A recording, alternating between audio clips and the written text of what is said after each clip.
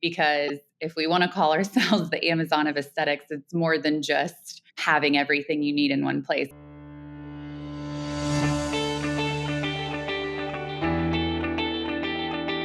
And I want a good show, damn it.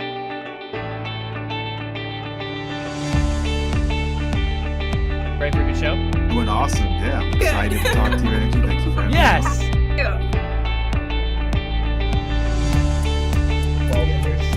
I've always been doing big into archery, and my dad said, "Hey, you guys want to start an archery store?" Yes, that's how I always do. Yes, of course. Let's do this together. Hello, everyone. Welcome to another episode of the Ecomm Show.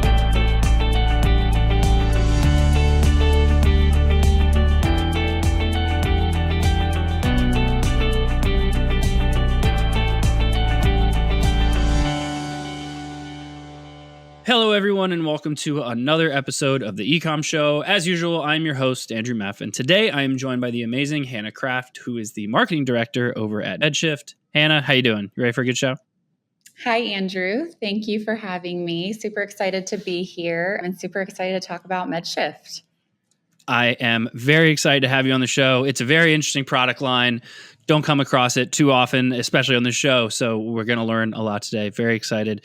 I like setting these off in a relatively kind of stereotypical way and just giving you the floor. Tell us a little bit about, your background, where you got started, and of course, how you got into MedShift. Yeah, so I have a very interesting background. I actually started my career in graphic design, and one thing led to another. I was doing graphic design for a company, and they had an email marketing position open up, and I kind of jumped at the opportunity to elevate my career, which then really just launched my passion for all things digital marketing.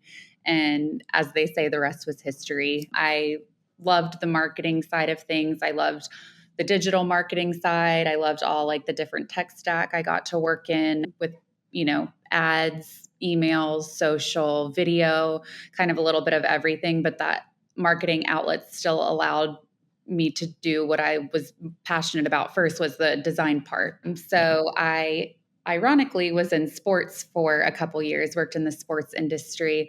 And then from there, I went to the agency world for a little bit. And I realized that the agency world was not for me. And I found my way over to MedShift. It was kind of serendipitous how I ended up here, but it just has been a perfect fit for the past almost 2 years. We've really grown a lot. We're very fast-paced, very small company. So we all wear a lot of hats, which I love. And it's been really great to kind of dip my toe in the aesthetics industry. It's a very interesting, very fast-growing industry. And I feel like I've kind of found my groove here. Nice. It's interesting. A lot of the best marketers I've ever worked with started off with a design focus and then moved into more of the execution of those elements. And I always think it's probably, at least in my opinion, because it wasn't me, it's more around they understand the messaging and the aesthetic of how that's going to look to the potential consumer. And then they figure out how to get it in front of the right people, as opposed to the other way around, which is you can get it in front of the right person, but if you don't have the right kind of messaging and just overall aesthetic and copy, it's not going to do much for them. Would you say that's a proper assumption? Yeah, absolutely. Having a design background has really helped me in my career, just being able to convey kind of my thoughts from a marketing perspective. And I feel like you get more buy-in when you can physically show, the higher ups and leadership team and your bosses, this is what I'm envisioning. And when they actually see it, it helps build your case more. This is a very good point.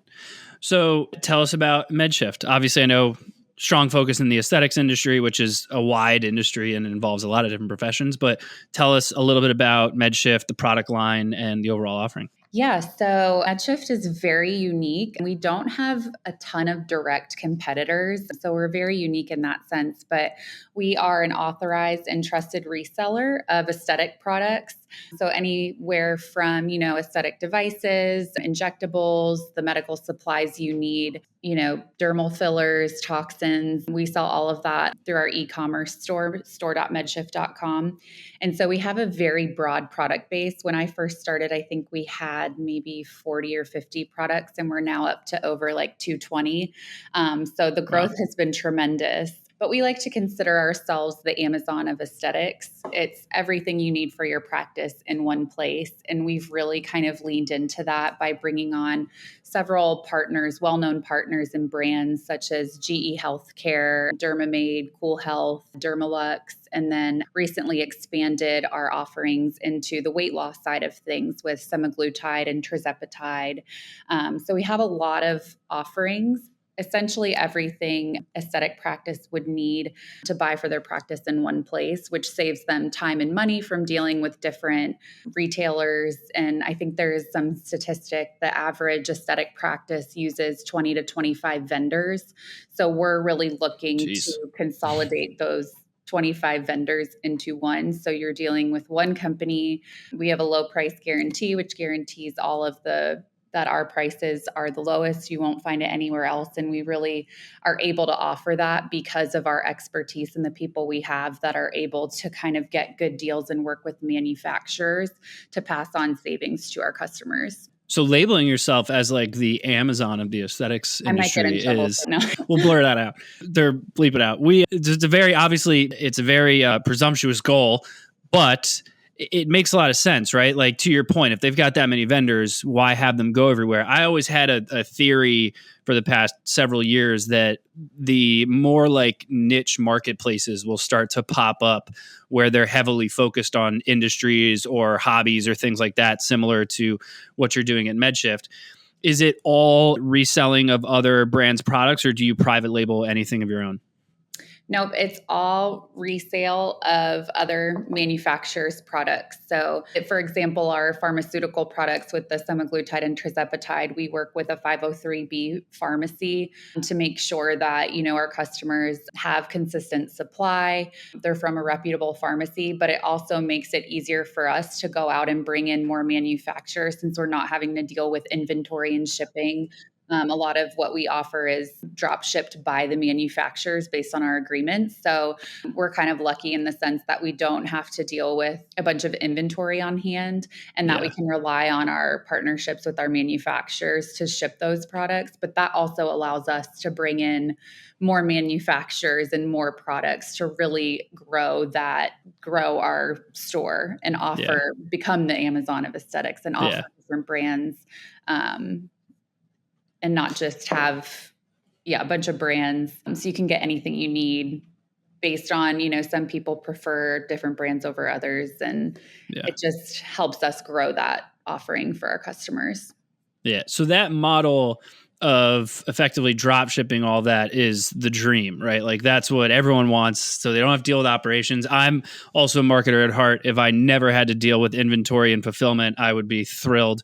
So the idea of that makes a lot of sense. One of the things I always get curious about from a drop shipping perspective is the order comes through, in your scenario, obviously your website, so medshift.com or store.medshift.com, and then the order gets sent to the manufacturer who then fulfills the order. So that the fulfillment element is out of your control. So do you put certain agreements in place with them, or how does that work to make sure that you still kind of control the full customer journey?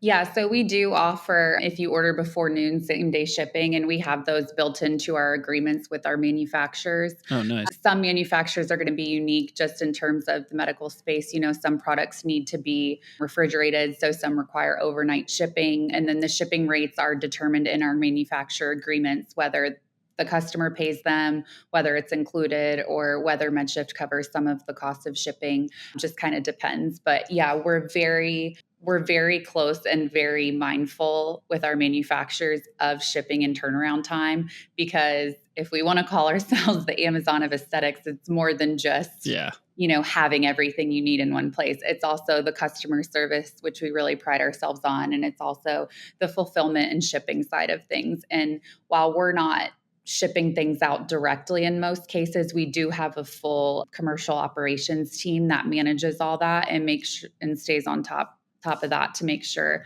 our manufacturers are fulfilling their end. Interesting. On the aesthetic side, I know that there's probably countless different types of, businesses that are in the quote unquote like aesthetics field behind like med spas, and even like tattoo shops offer it now. And then you have standard aesthetics and plastic surgeons, all these different elements. And I know that because, in fact, oddly enough, for whatever reason, I've got a pretty good amount of experience in this space. And I know that the issue always becomes like, how do you focus on those individual industries? So from like a marketing perspective and that different customer profile, how do you kind of build that out and adjust your messaging to either be relevant to all of them or personalize it for them? Yeah, so I think that's a great question. And that's kind of where our ICPs come into play, because we do mostly market to med spas, but we're also marketing to plastic surgeons and dermatologists. We do some tattoo removal, women's health, things like that. There's a lot of different types of companies out there. So really our segmentation within Shopify and our CRM is really important to us to make sure we're sending the right message. And any kind of email communications we build out different messaging for those different practices. And I think, specifically with our med spa practices, a lot of times we're messaging directly to the owner because they have a big hand in everything. But when it comes to plastic surgeons, a lot of times we're trying to get to the plastic surgeons through the front desk. So we do change our messaging based on who we're marketing to. And I think that's been a big differentiator for us. And then we also have relationships with representatives from some of the manufacturers. So we also communicate to them differently too. So we have relationships with the reps, and the reps sell through us to their customers. So that kind of presents another segment that we have to consider. So it's all about personalization. I'm sure you more than anyone know that this day and age. Yeah. Talking to the right person, hitting them at the right time, and keeping it super personal. Yeah.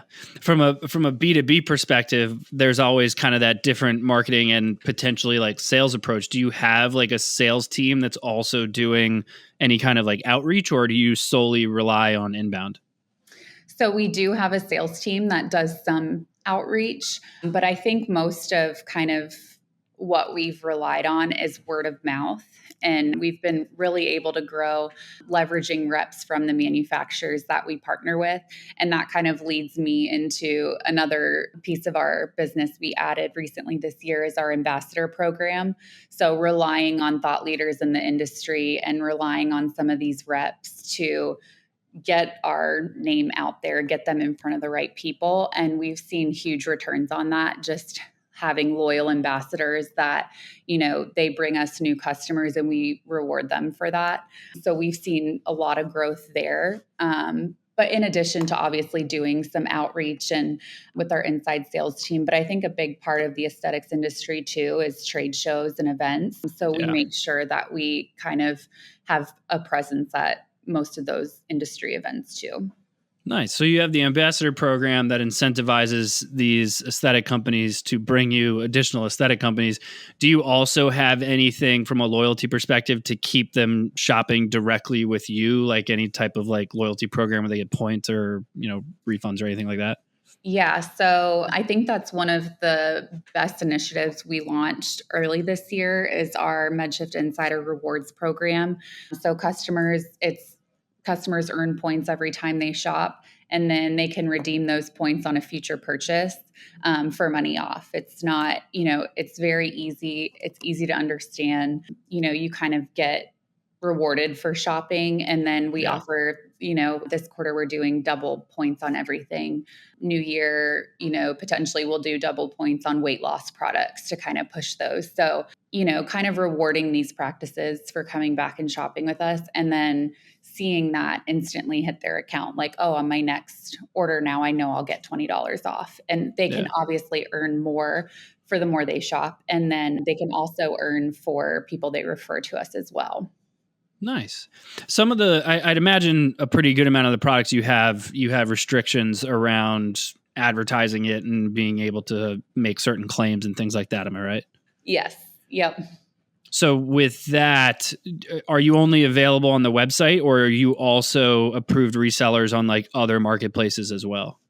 Nope, we sell strictly on our website, and that's just the agreement we have with our manufacturers, so we can make sure. So, any restricted product has to go through a medical provider and they have to have a certain NPI number. So we kind of take all of that into consideration, have that housed on our back end so we know if someone's qualified or not. If they don't have an NPI number that's been approved or that we know about, then they can't purchase the product. So just in agreement, like with our manufacturers, that's the sole distribution channel for us. Gotcha. So I'd imagine with those two, then with having to supply that number, there's got to be some type of, especially at least for the restricted products, some type of like gate, right? Like they can't just purchase it. You have to go through like an approval process. Yeah. And then there's a whole other kind of side of it. When a provider does purchase it, they have to do an e-script and submit that prescription to our pharmacy. And then our pharmacy will fulfill it directly to the patient. Interesting. So does that involve medical records and things like that? I was like, is there like HIPAA? This is going to get outside my wheelhouse, but does it get into like HIPAA or anything along those lines where it's starting to tread that line, or is that still kind of stay on the doctor's side and you guys are just more or less fulfilling? Yeah, no, we don't deal with any medical records because we sell directly to the practice. We are not involved with the patient at all, which is why when they submit their prescription, they submit it directly through our pharmacy portal and we don't see it or even have access to it. So it's actually a great process for us, just because we can offer our customers access to, low cost medications at a fair price, but then, they're also getting that peace of mind that, their patient's information is protected. Yeah. What about from like a marketing perspective? So you mentioned you've got a sales team that has to do that does the outbound on occasion, things like that. But from a marketing side, how are you bringing these new customers in? Are they, is it an SEO approach? Is it paid advertising, social influencers? What's working best for you? Yeah, so B2B is a little bit different. Yeah. Going back to where I started my career, I've always done B2C. So it's been kind of interesting to be on the other side. But as of right now, we do no SEO or paid advertising. A lot of kind of how we've grown is through partnerships within the industry. So partnering with thought leaders and opinion leaders, that are well known in the industry that have kind of been around for a while, and partnering with them to do different webinars, thought leadership content, email campaigns. So promote, like they'll send out something to their customer base. And that also goes back to the ambassador program. So really leveraging the ambassador program with thought leaders within the aesthetic space has really helped us grow. And we've seen significant growth specifically over this past year. And I think it's because of the launch of our ambassador program and our loyalty program. Yeah. Retention is key. Once you get them in, it's hard to keep them. So it's great putting together a program like that. Yeah. Going back to your B2C roots, have you thought about venturing into trying the influencer side for MedShift? Somewhat. So yes, a little bit. Some of our thought leaders are, like I said, very well known and have a very big following. But we also offer a whole other side to our business, which focuses on training, education, and continuing education for injectors. And we recently partnered with Erin Courtway, who's a very well-known injector out of Arkansas. She runs Prism Esthetics. They have 2 locations. She has a massive following, and we have seen just through partnering with her significant growth in terms of traffic on our site, people signing up to join kind of our community or our thought leadership community where they can access educational content. So that's kind of been our first taste of influencer, but I think, she's been great. And I would love to continue doing more with her and also, bringing in some other influencers too. Yeah. It's always interesting. It's one of those things, like I find a lot of like B2C sellers don't think about some of the B2B tactics that work really well, like to your point, like webinars and podcasts like this one and a great and gated content and that kind of stuff. And then sometimes it's the opposite, right? Like the B2B e-commerce brands don't always think about like, hey, there's actually traditional B2C stuff that can work pretty well. And I could see how influencer marketing could actually work really well because even though they don't have as large of a following, it's a very engaged community. So I would think that would do pretty well. So is that kind of in the game plan for 2025? Like, what's the thought going forward? For sure. So we recently started our partnership with Erin in November. So this is very recent, but just in the one day she kind of took over our Instagram, I think our traffic tripled over a normal day. So we're seeing the numbers speak. So we're seeing the traffic, we're seeing the numbers come in. So that's kind of why we're shifting gears in 2025. Like, this is something we really should tap into more, just from not a necessarily notoriety standpoint, but just an awareness standpoint, because, the more we get our name out there, the more we're still present at trade shows, and the more we partner with other thought leaders and other influencers in the industry, people are going to become more and more aware. And that's what I think has helped us this far in terms of our growth. Yeah. Very informative. Hannah, thank you so much for being on the show. I don't want to take up too much of your time. I know you guys are super busy over there. I would love to give you the opportunity to let everyone know where they can find out more about you and, of course, more about MedShift. All right. Yeah. Thank you for having me. Great conversation. Yeah. Look forward to chatting with you again. Appreciate it. And your website is store.medshift.com, correct? Yep. Good job. Yep. Perfect. Nailed it. Thank you for being on the show. Obviously, everyone that tuned in, thank you as well. Please make sure you do the usual thing, rate, review, subscribe, all that fun stuff on whichever podcast platform you prefer, or head over to the ecommshow.com to check out all of our previous episodes. But as usual, thank you all for joining us, and we'll see you next time. Have a good one. Thank you for tuning in to the Ecomm Show. Head over to ecommshow.com to subscribe on your favorite podcast platform or on the BlueTuskr YouTube channel. The Ecomm Show is brought to you by BlueTuskr, a full-service digital marketing company specifically for e-commerce sellers looking to accelerate their growth. Go to BlueTuskr.com now for more information. Make sure to tune in next week for another amazing episode of The Ecomm Show.